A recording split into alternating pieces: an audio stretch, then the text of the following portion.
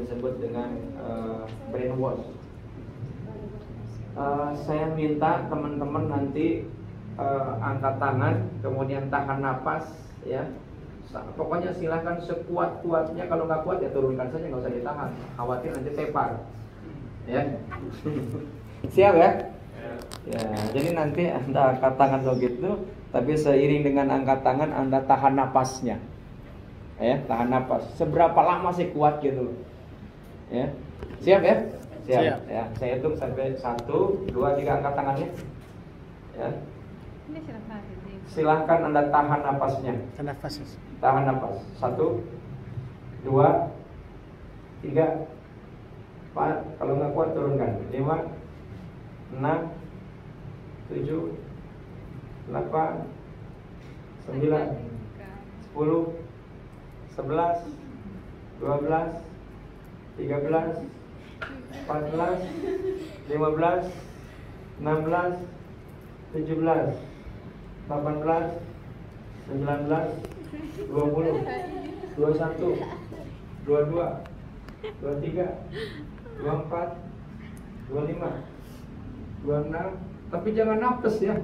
27, 28, 29, 30, 31, 32, 33, 34, 35, 36, 37, 38, 39, 40, 41, 42, 43, 44, 45, 46, 47, 48, 49, 50. Saya tanya sama jemaah, bagaimana kalau saya lanjutkan Anda tahan nafas sampai 100? Ada yang kuat? Hah? Ada yang kuat kan? Sekarang Anda istighfar kepada Allah. Astagfirullah. Berapa lama kita mengingkari nikmat Allah? Yang dikasih oleh Allah, kita nafas tanpa harus kita membayar satu rupiah pun. Sekarang Anda beristighfar kepada Allah, karena Allah memberikan udara tanpa harus kita keluarkan. Allah menghendaki kita dekat dengan Allah. Kita sudah mungkin hidup di dunia ini, ada yang 20 tahun, ada yang 30 tahun, ada yang 40 tahun, tapi kita nggak pernah ingat dengan Allah yang memberikan yang namanya udara itu. Sementara ada di antara saudara-saudara kita, dia harus mengeluarkan tabung gas hanya dengan beberapa jam saja, tapi dia mengeluarkan uang sampai 500.000, 1 juta, 2 juta, 3 juta. Nah, giliran kita saat ini Allah memanggil kita untuk kita peduli dengan saudara-saudara kita. Sebentar lagi kita akan puasa. Saat ini kita bulan Sya'ban. Seorang ulama ada yang menyampaikan kepada kita yang bernama Abu Bakar Al-Warraq Al-Balkhi. Para nabi, para rasul, khususnya Nabi Muhammad SAW menyampaikan ketika Rajab datang, maka Rasulullah SAW berdoa dengan doa yang begitu sangat populer, Allahumma barik lana fi Rajab wa sa'bana wa ballighna Ramadan.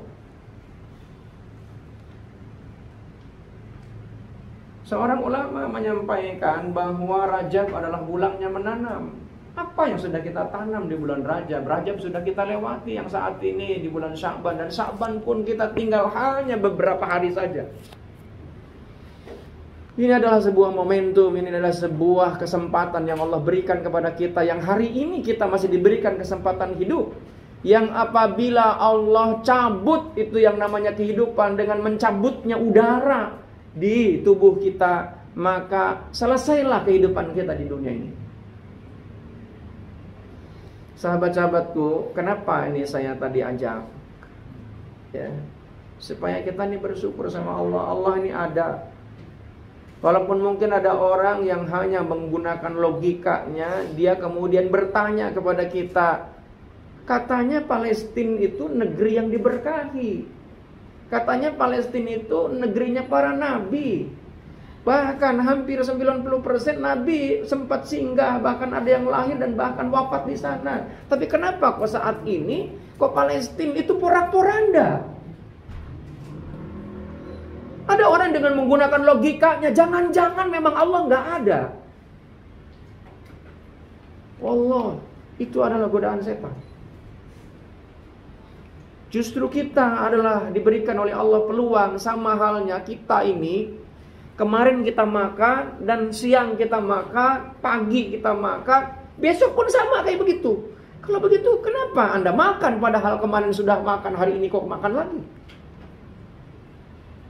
Karena kita dikasih masalah oleh Allah. Apa masalahnya? Lapar. Maka dengan ada masalah ini menjadi peluang bagi kita untuk kita bisa berbuat baik. Akan tetapi jamaah yang dimuliakan Allah Subhanahu wa taala, maka tidak semuanya orang kemudian mengambil bagian dari peluang itu.